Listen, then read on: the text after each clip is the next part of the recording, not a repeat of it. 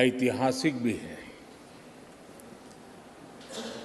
इससे पहले मुझे लोकसभा में भी अपनी भावना को व्यक्त करने का अवसर मिला था। अब राज्यसभा में भी आज आपने मुझे अवसर दिया है, मैं आपका आभारी हूँ। आदरणीय सभापति जी, हमारे संविधान में राज्यसभा की परिकल्पना उच्च सदन के रूप में की गई है। संविधान निर्माताओं का ये आशय रहा है कि ये सदन राजनीति की आपाधापी से ऊपर उठ करके गंभीर बौद्धिक विचार विमर्श का केंद्र बने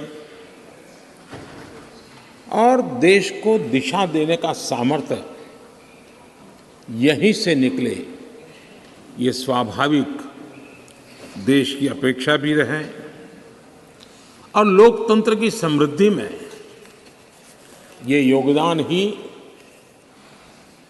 उस समृद्धि को में अधिक मूल्य वृद्धि कर सकता है। आदरणीय सभापति जी, इस सदन में अनेक महापुरुष रहे हैं। मैं सबका उल्लेख तो न कर पाऊं, लेकिन लाल बहादुर शास्त्री जी हो, गोविंद वल्लभ पंत साहब हो, लाल कृष्ण आडवाणी जी हो, प्रणब मुखर्जी साहब हो, अरुण जेटली जी हो, ऐसे अनगिनत विद्वान श्रेष्ठीजन और सार्वजनिक जीवन में वर्षों तक तपस्या किए हुए लोग इस सदन को सुशोभित किया है, देश का मार्गदर्शन किया है। ऐसे कितने ही सदस्य जिन्होंने एक प्रकार से व्यक्ति स्वयं में एक संस्था के रहे, एक इंडिपेंडेंट थिंक टैंक के रूप में अपना सामर्थ्य देश को उसका लाभ देने वाले लोग भी हमें रहे हैं। संसदीय इतिहास के शुरुआती दिनों में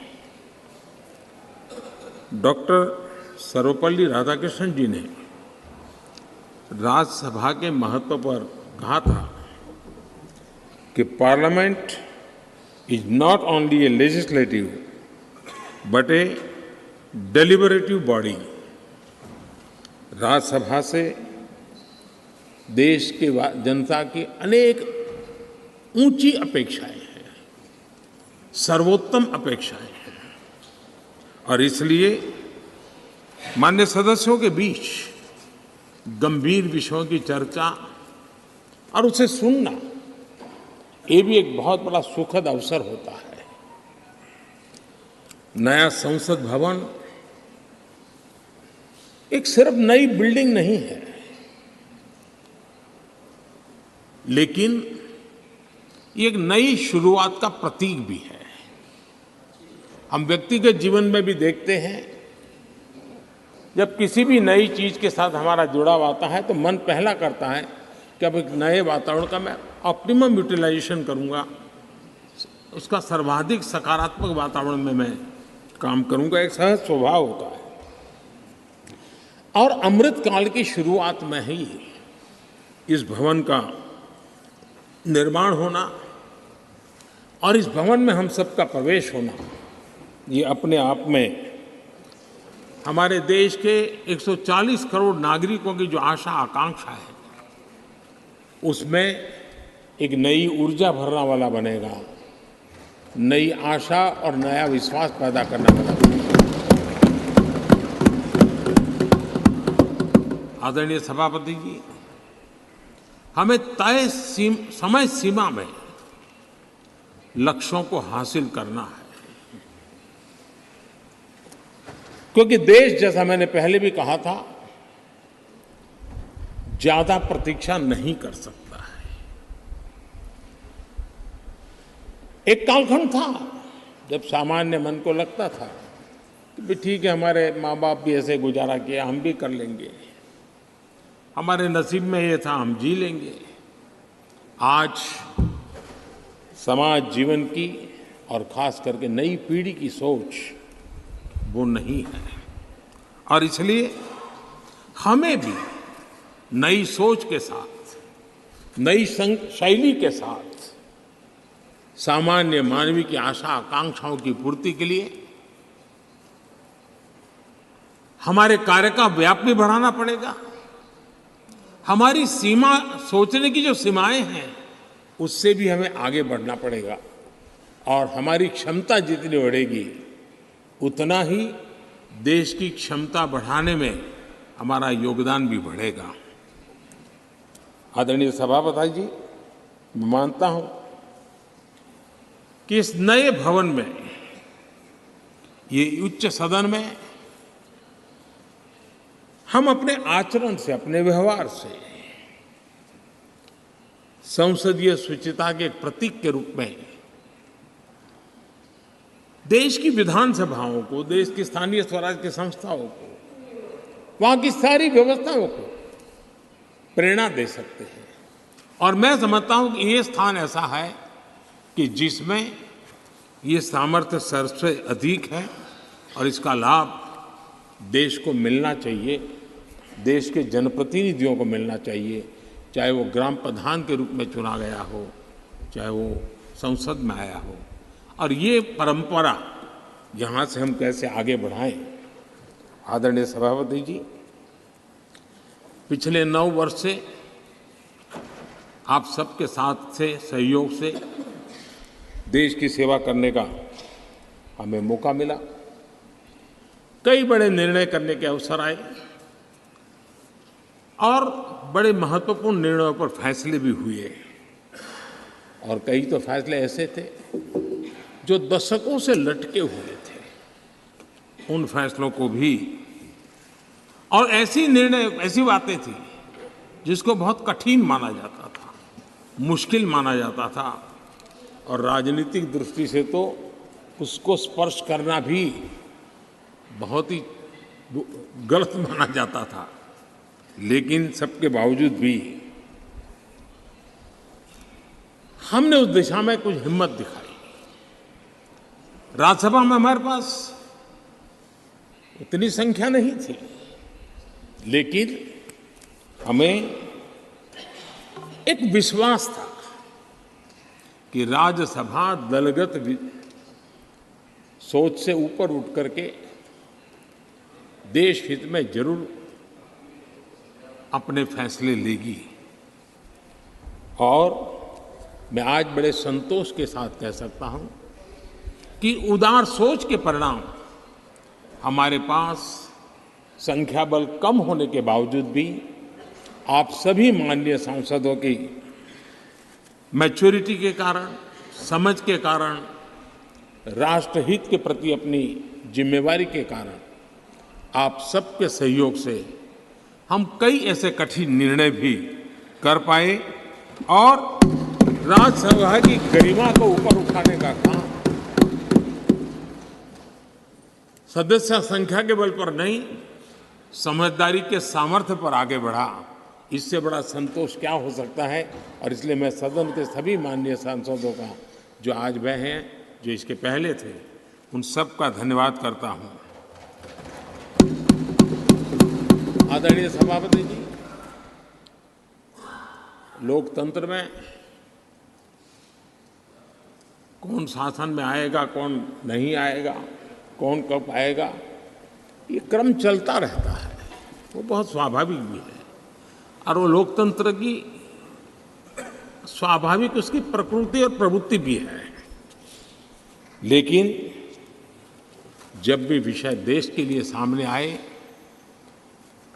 हम सब ने मिलकर के राजनीति से ऊपर उठ करके देश के हितों को सर्वोपरि रखते हुए कार्य करने का प्रयास किया है। आदरणीय सभापति जी, राज्यसभा एक प्रकार से राज्यों का भी प्रतिनिधित्व करती है। एक प्रकार से कोऑपरेटिव फेडरलिज्म, और अब हम जब कॉम्पिटिटिव कोऑपरेटिव फेडरलिज्म का बल दे रहे हैं, तब हम देख रहे हैं कि एक अत्यंत सहयोग के साथ अनेक ऐसे मसले रहे हैं, देश आगे बढ़ा है। कोविड का संकट बहुत बड़ा था, दुनिया ने भी परेशानी झेली, हम लोगों ने भी झेली है, लेकिन हमारे फेडरलिज्म की ताकत थी कि केंद्र और राज्यों ने मिल करके जिससे जो बन पड़ता है बन कर करके देश की बहुत बड़े संकट से मुक्ति दिलाने का प्रयास किया। और ये हमारे कोऑपरेटिव फेडरलिज्म की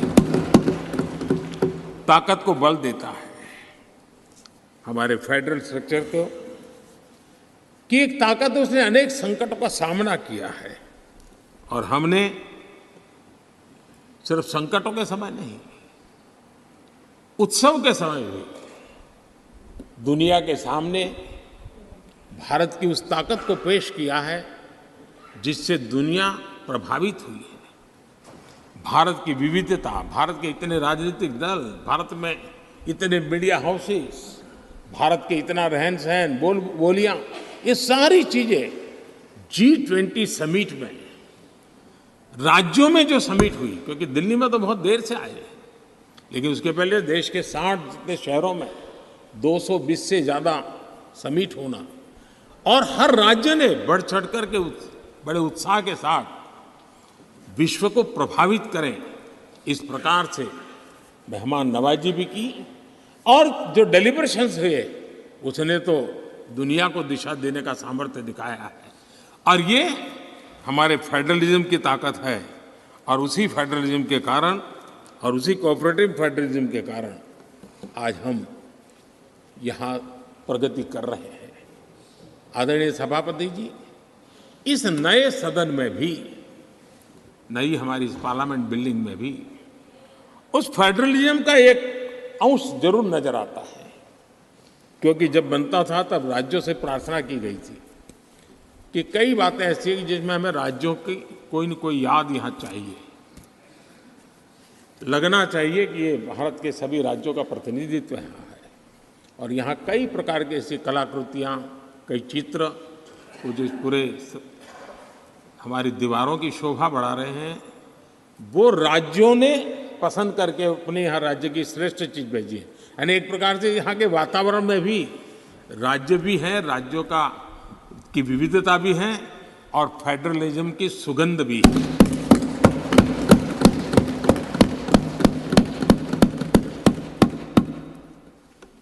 आदरणीय सभापति जी,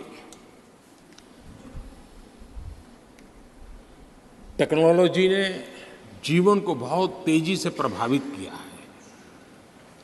पहले जो टेक्नोलॉजी में बदलाव आते में 50-50 साल लग जाते थे, वो आजकल कुछ हफ्तों में आ जाते हैं। आधुनिकता अनिवार्यता बन गई है, और आधुनिकता को मैच करने के लिए हमने अपने आप को भी निरंतर डायनेमिक रूप से आगे बढ़ाना ही पड़ेगा, तब जाकर के उस आधुनिकता के साथ हम कदम से कदम मिलाकर के आगे बढ़ सकते हैं। आदरणीय सभापति जी, पुराने भवन में हमने, जिसको अभी आपने संविधान सदन के रूप में कहा, हमने वहाँ कभी आज़ादी का अमृत महोत्सव बड़े आन बान शान के साथ मनाया। 75 साल का हमारी यात्रा की तरफ हमने देखा भी, और नई दिशा, नया संकल्प करने का प्रयास भी शुरू किया है। लेकिन मुझे पूरा विश्वास है कि नए संसद भवन में आज़ादी की जब हम शताब्दी मनाएंगे, वो स्वर्ण शताब्दी विकसित भारत की होगी, डेवलप्ड इंडिया की होगी, ये मुझे पूरा विश्वास है। पुराने भवन में हम 5वीं अर्थव्यवस्था तक पहुंचे थे। मुझे विश्वास है कि नई संसद भवन में हम दुनिया की टॉप 3 इकोनॉमी में स्थान प्राप्त करेंगे। पुराने संसद भवन में गरीब कल्याण के अनेक इनिशिएटिव हुए, अनेक काम हुए। नए संसद भवन में हम अब 100% सैचुरेशन जिसका हक है उसको पूरा मिले। आदरणीय सभापति जी, इस नए सदन की दीवारों के साथ साथ हमें भी अब टेक्नोलॉजी के साथ अपने आप को एडजस्ट करना पड़ेगा, क्योंकि अब सारी चीज़ें हमारे सामने आईपैड पर हैं। मैं तो प्रार्थना करूंगा कि बहुत से माननीय सदस्यों को अगर कल कुछ समय निकाल करके उनकी अगर परिचित करा दिया जाए टेक्नोलॉजी से, तो उनकी सुविधा रहेगी। वहाँ बैठेंगे, अपनी स्क्रीन भी देखेंगे, ये स्क्रीन भी देखेंगे, और टेक्नोलॉजी वाले अगर, तो हो सकता है कि उनको कठिनाई ना आए। तो आज मैं अभी लोकसभा में था तो कई साथियों को इन चीज़ों को ऑपरेट करने में दिक्कत हो रही थी। तो ये हम सबका दायित्व है कि हम उसमें सबकी मदद करें। तो कल कुछ समय निकाल करके अगर ये हो सकता है तो अच्छा होगा। आदरणीय सभापति जी, इस डिजिटल का युग है। हमने इस सदन से भी उस चीज़ों से आदतन हमारा हिस्सा बनाना ही होगा। शुरू में थोड़ा दिन लगता है, लेकिन अब तो बहुत सी चीज़ें यूजर फ्रेंडली होती हैं, बड़े आराम से इन चीज़ों का अडॉप्ट किया जा सकता है। हम इसको करें। मेक इन इंडिया एक प्रकार से ग्लोबली गेम चेंजर के रूप में हमने इसका भरपूर फायदा उठाना है। और मैंने कहा, वैसे नई सोच, नया उत्साह, नया उमंग, नई ऊर्जा के साथ हम आगे बढ़कर के कर सकते हैं। आदरणीय सभापति जी, आज नया संसद भवन देश के लिए एक महत्वपूर्ण ऐतिहासिक फैसले का साक्षी बन रहा है। अभी पार्लियामेंट लोकसभा में एक बिल प्रस्तुत किया गया है, वहाँ पर चर्चा होने के बाद यहाँ भी आएगा। नारी शक्ति के सशक्तिकरण की दिशा में जो पिछले अनेक वर्षों से महत्वपूर्ण कदम उठाए गए हैं, उसमें एक अत्यंत महत्वपूर्ण कदम आज हम सब मिलकर के उठाने जा रहे हैं। सरकार का प्रयास रहा ईज ऑफ लिविंग का, क्वालिटी ऑफ लाइफ का। और जब ease of living, quality of life की बात करते हैं तो उसकी पहली हकदार हमारी बहनें होती हैं, हमारी नारी होती है, क्योंकि उसी को सब चीज़ें झेलनी पड़ती हैं। और इसलिए हमारी प्रयास रहा है, और राष्ट्र निर्माण की उनकी भूमिका बढ़े, ये भी हमारी उतनी ही जिम्मेवारी है। अनेक नए नए सेक्टर्स हैं जिसमें महिलाओं की शक्ति, महिलाओं की भागीदारी निरंतर सुनिश्चित की जा रही है। माइनिंग में बहनें काम कर सके, निर्णय हमारे ही सांसदों की मदद से हुआ। हमने सैनिक स्कूलों को बेटियों के लिए दरवाजे खोल दिए, क्योंकि बेटियों में जो सामर्थ्य है, उस सामर्थ्य को अब अवसर मिलना चाहिए। उनके लिए मन में इफ्स एंड बट्स का युग खत्म हो चुका है। हम जितना सामर्थ्य, हम जितनी सुविधा देंगी, उतनी सामर्थ्य हमारी मातृशक्ति, हमारी बेटियां, हमारी बहनें दिखाएंगी। बेटी बचाओ बेटी पढ़ाओ का अभियान वो कोई सरकारी कार्यक्रम नहीं है, समाज ने इसे अपना बनाया है। और बेटियों का मान सम्मान की दिशा में समाज में एक भाव पैदा हुआ है। मुद्रा योजना हो, जनधन योजना हो, महिलाओं ने बढ़ चढ़ करके इसका लाभ उठाया है। फाइनेंशियल इंक्लूजन के अंदर आज भारत में महिलाओं का सक्रिय योगदान नजर आ रहा है। ये अपने आप में मैं समझता हूँ उनके परिवार के जीवन में भी उनके सामर्थ्य को प्रकट करता है, जो सामर्थ्य अब राष्ट्र जीवन में भी प्रकट होने का वक्त आ चुका है। हमारी कोशिश रही है कि हमारे माताओं बहनों के स्वास्थ्य को ध्यान में रखते हुए उज्ज्वला योजना, हमें मालूम है गैस सिलेंडर के लिए पहले एमपी के घर के चक्कर काटने पड़ते थे, गरीब परिवारों तक उसको पहुंचाना, मैं जानता हूँ बहुत बड़ा आर्थिक बोझ है, लेकिन महिलाओं के जीवन को ध्यान में रखते हुए उस काम को किया। महिलाओं के सम्मान के लिए ट्रिपल तलाक लंबे अरसे से राजनीतिक दृष्टि से राजनीतिक लाभालाभ का शिकार हो चुका था, इतना बड़ा मानवीय निर्णय, लेकिन हम सभी माननीय सांसदों की मदद से उसको कर पाया। नारी सुरक्षा के लिए कड़े कानून बनाने का काम भी हम सब कर पाए हैं। विमेन लेड डेवलपमेंट G20 की सबसे बड़ी चर्चा का विषय रहा और दुनिया के कई देश हैं जिनके लिए विमेन लेड डेवलपमेंट विषय थोड़ा सा नया सा अनुभव होता था, और जब उनकी चर्चा में सुर आते थे कुछ अलग सी सुर सुनने को मिलते थे, लेकिन G20 के डिक्लेरेशन में सबने मिलकर के विमेन लेड डेवलपमेंट के विषय को अब भारत से दुनिया की तरफ पहुंचा है, ये हम सब के लिए गर्व है। आदरणीय सभापति जी, इसी बैकग्राउंड में लंबे अरसे से विधानसभा और लोकसभा में सीधे चुनाव में बहनों की भागीदारी सुनिश्चित करने का विषय है, और ये बहुत समय से आरक्षण की चर्चा चली थी।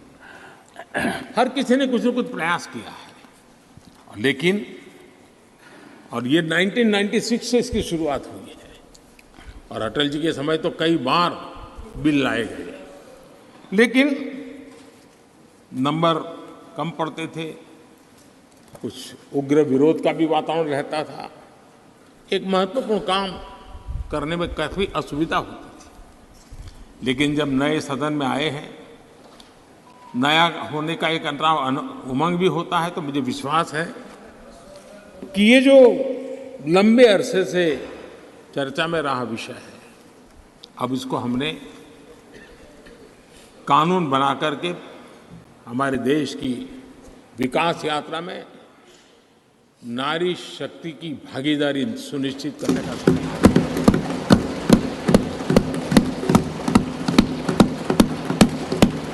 और इसलिए नारी शक्ति वंदन अधिनियम कल लोकसभा में इसकी चर्चा होगी और इसके बाद राज्यसभा में भी आएगा। मैं आज आप सबसे प्रार्थना करता हूं कि एक ऐसा विषय है जिसको अगर हम सर्वसम्मति से आगे बढ़ाएंगे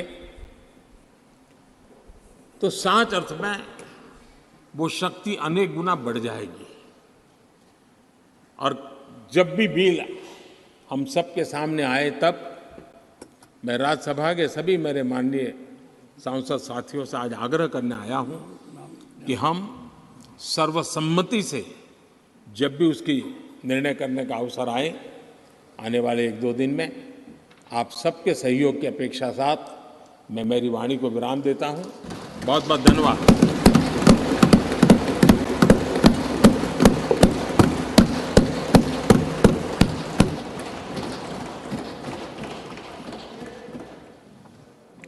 माननीय सदस्यों, अब मैं